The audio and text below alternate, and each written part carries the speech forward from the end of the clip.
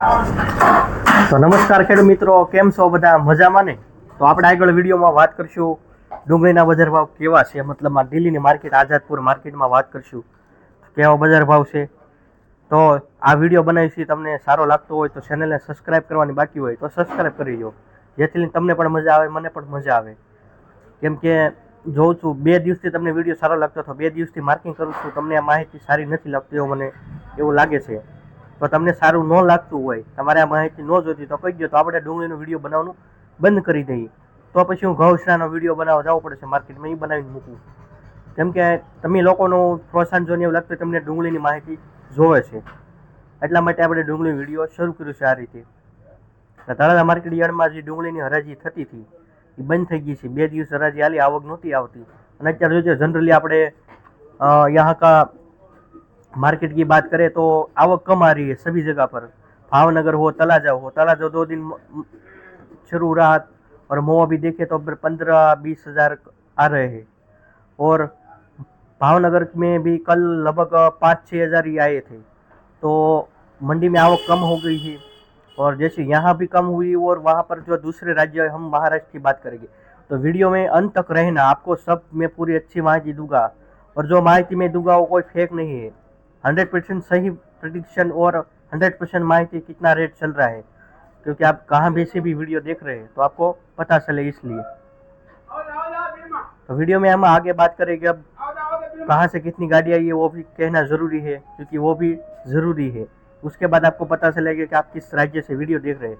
तो दिल्ली के मार्केट में कितनी गाड़ी आई है वो भी कहूँगा मैं आगे वीडियो में। जो हमारा दिल्ला मार्केट है, दिल्ली मतलब आज़ादपुर मंडी है, तो उसके हम आगे बात करेंगे। उससे पहले आज का तारीख कितना है, तो आज का 22 मार्च 2025 वार है शनिवार, हनुमान जी का आज दिन है, हनुमान जी शनिदेव जो बोले हम।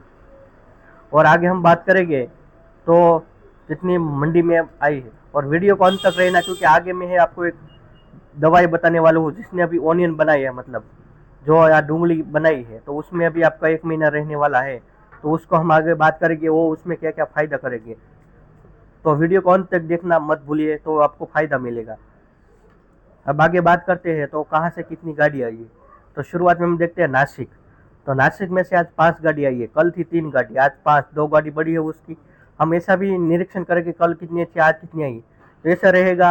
मैं आपको ऐसी माहिती दूंगा, ये होगा, ये पूरा सच होगा, इसमें कोई भी फेक नहीं होगा कि 50 आई मैं आपको 100 बोल दूँ, ऐसा नहीं है। मैं माहिती दूंगा आपको 100% सही दूंगा, क्योंकि आप मेरे पास जुड़े रहे और मेरे इन्फॉर्मेशन से आपको ही फायदा हो, इसलिए कोई गलत फायदा देने से मैं आपको बोल दूँ कि प्याज के रेट इतने हैं और इतने हैं, और कल आपको पता चलेगा तो आपको भी कितना दुख लगेगा, वो तो मुझे ही पता है, इसलिए मैं आपको 100% सही बोलूँगा, इसलिए। तो पुणे की गाड़ी आज 18 आई है।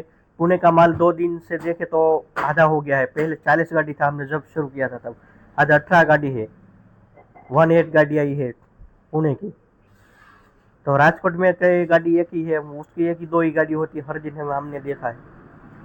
और उसके बाद एमपी बोले, एमपी की 3 गाड़ी आई है दिल्ली की आज़ादपुर मंडी में। और आगे उसके बाद है राजस्थान। राजस्थान का माल बढ़ रहा है, पहले 15-16 आती थी, आज 20 गाड़ी आई है, तो राजस्थान वाले का माल बढ़ गया है मार्केट में। और उसके बाद हम बात करेंगे महुआ। महुआ की 1 गाड़ी आई है, 1 या 2 गाड़ी होती है महुआ की। महुआ में यहाँ पर हम देखें तो मैंने आपको आगे वीडियो में बोला है पहले शुरुआत में कि यहाँ में माल खत्म होने आया है, और प्याज का दाम अभी इतने ज़्यादा मंडी में नहीं आ रहा है। जो ऑप्शन करने आते थे पहले 2 दिन लगते, 3 दिन, आज भी जो माल आया 1 ही दिन में बिक जाता है। और महुआ में भी सबसे ज़्यादा वाइट ओनियन आता है, वाइट के दाम बहुत कम है, और सभी फार्मर को भी पता है, जो यहाँ का वीडियो दिख रहा है मेरे लोकल फार्मर, तो वाइट के फार्मर क्यों कम है वो भी मुझे पता है। उसके लिए मैं कुछ ज़्यादा तो नहीं बोलूँगा, वो वीडियो के एंड तक रहे, मैं आपको लास्ट में बताऊँगा। तो अब कितनी गाड़ी आई है, मैंने जो इन्फॉर्मेशन दी उसके हिसाब से आज 48 गाड़ी आई है, 48 गाड़ी आई है आज के मार्केट में। और पहले 48-45 गाड़ियों सिर्फ पुणे की होती थी, तो माल कम हो गया है ऐसा मालूम हो रहा है। तो 2-3 दिन में थोड़ा मतलब मार्केट सुधरेगा, कितना सुधरेगा वो मैं आपको नहीं बता सकता, लेकिन आवक कम हुई तो थोड़ा सुधरेगा मार्केट, ऐसा मेरा कहना है। मतलब अभी आपको मार्केट में 300 रुपये है तो 400-500 हो जाएगी, ऐसा नहीं, मतलब थोड़ा 1-2 रुपया सुधरेगा मार्केट आने वाले समय में, क्योंकि आवक कम हुई इसलिए। कोई ज़्यादा सुधरेगा ऐसा तो नहीं कि 1000 रुपया हो जाएगा प्याज का दाम, ऐसा नहीं सुधरेगा, थोड़ा सुधार होगा, ऐसा मेरा कहना है। और 30 गाड़ी थी वो मतलब कल की आई थी, उसमें से अभी बिकी नहीं, ऐसा है। और टोटल गाड़ी अभी कितनी है बिकने के लिए, तो कल वारस मिलाकर 78 गाड़ी है, मतलब 78। आप हिंदी में क्या बोलते हो मुझे पता नहीं, मैं इंग्लिश में बोल देता हूँ क्योंकि आप दोनों तरीके से वीडियो देख रहे हैं इसलिए। तो उस हिसाब से अभी 20 किलो का क्या रेट चल रहा है दिल्ली मार्केट में। मैं 20 किलो का बोल रहा हूँ क्योंकि जो मैं रेट बोल रहा हूँ वो 20 किलो का है, क्योंकि सभी जगह पर अलग अलग होता है। कहाँ पर 40 किलो का बोलते हैं, हमारे यहाँ 20 किलो का। तो 20 किलो के हिसाब से अभी जो नासिक का माल है वो 350 से लेकर 400 तक बिक रहा है। 350 से लेकर 400 के बीच में नासिक वाला माल जा रहा है।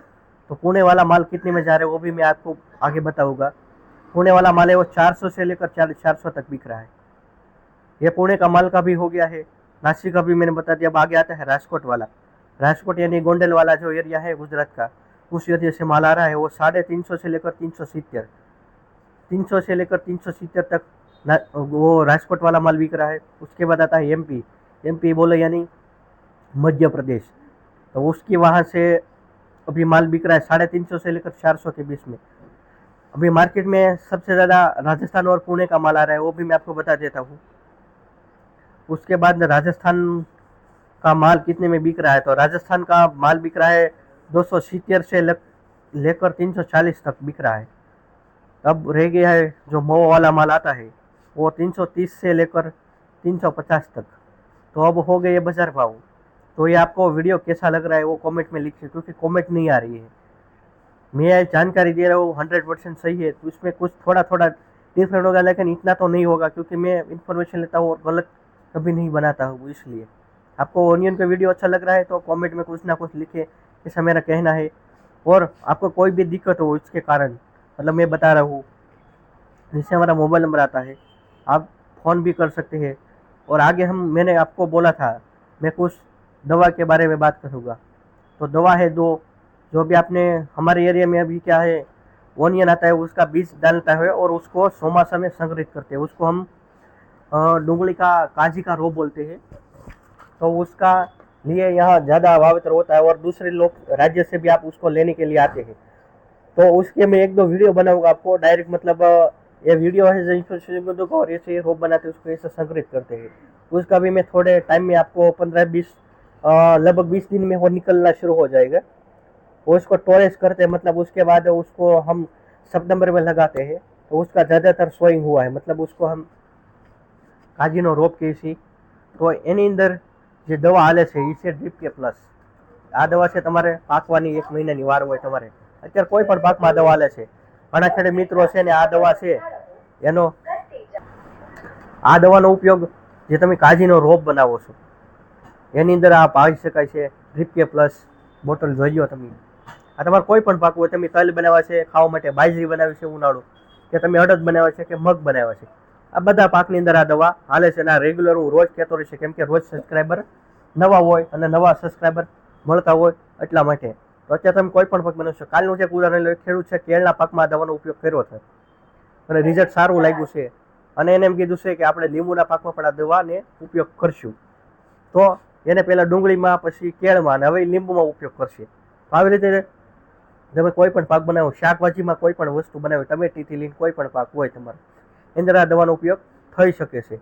એટલા માટે કહેવું જરૂરી છે કે રોજ નવા સબસ્ક્રાઈબર હોય। ઘણા ખેડૂત મિત્રો છે કે રોજ ને રોજ રાજુભાઈ આ દવા બતાવે। કહેવાનું કારણ એમ છે કે નવા હોય રોજ સબસ્ક્રાઈબર તો માહિતી દેવી જરૂર છે, અને આવી માહિતી થોડી થોડી રોજ આપણે દેતા રહીશું, કેમ કે તમને ખબર પડે કે કયા પાકમાં હાલે, કયા પાકમાં વાપર્યું, કે ખેડૂતને કેવું રિઝલ્ટ આવ્યું, એવા પણ આપણે વિડીયો દઈએ છીએ। તો આ દવાથી એક તો જમીન સુધરે છે, જમીન સુધારવી જરૂરી છે અત્યારે, એટલા માટે હું વધારે ફોર્સ કરું છું। અને એક બીજી દવા બતાવું છું તમને, એનું નામ છે બાયલોમ। આ બાયલમ દવા એવી છે, ભૂમિક વધતા આમાં કાર્બન તત્વ આવે છે। અળસિયાની સંખ્યા વધારે આપણી જમીનમાં, કેમ કે અળસિયાની સંખ્યા વધારવી જરૂર છે। અળસિયાની સંખ્યા નહીં વધે તો આપણી જમીન બગડી જશે, બગડતી જશે। એટલા માટે તો જમીન બગડે નહીં, સુધારવી બહુ જરૂરી છે। એટલા માટે આનાથી કોઈ પણ સમય, કોઈ પણ મોલ હોય એનો મૂળિયાનો વિકાસ બહુ સારો થાય। તંતુ મૂળ, કોઈ પણ મોલ બનાવવાનો મૂળિયાનો વિકાસ સારો હોય તો છોડ ઘાયગા વધે, એની હાઇટ વધે, બધું વધે। પ્લસ કાર્બન તત્વ જે આપણી જમીનમાં બધાની જમીનમાં અત્યારે કાર્બન તત્વ ઘટે છે તો એની મતલબમાં પૂરું પાડે છે. 30% અંદર કાર્બન આવે છે. તો આ દવાની પણ બહુ સારી ભલામણ છે અને હું પણ કરું છું. આનાથી આપણી જમીન સુધરે છે, જમીન પોષી થાય છે અને સિંગ કહેવાય એટલે જમીન પોષી પડે. અત્યારે આપણે જોઈએ તો આપણી જમીન એકદમ કઠણ ને ઓલી થતી જાય છે એટલા માટે. તો એ છતાં તમારે કોઈ પણ પ્રશ્ન હોય નીચે મોબાઈલ નંબર આવે છે, ફોન કરી શકો છો. અને વિડીયો શરૂ કન્ટિન્યુ રોજ માટે રાખવો હોય તો કોમેન્ટમાં લખજો. નકર પછી આપણે બનાવીશું જોઈએ પછી તમારી સારી કોમેન્ટ ને એવું નહીં આવે તો પછી આપણે આ માહિતી દેવાનું બંધ કરી દઈશું. વધારે કાંઈ કહેતો નથી. મળશું કાલે નેક્સ્ટ વિડીયો સાથે.